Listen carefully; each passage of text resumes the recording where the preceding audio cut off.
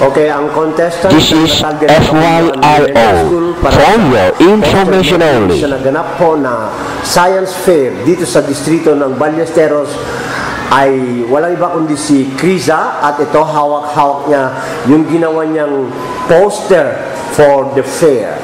And ang ginamit ni Criza dito ay paper cutting collage, and representing, of course, yung Natalged Akabuluan Elementary School.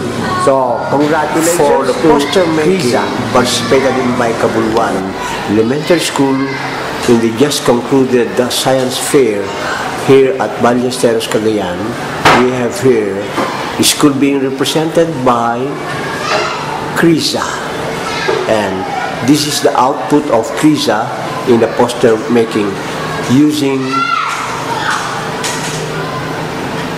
paper cutting collage.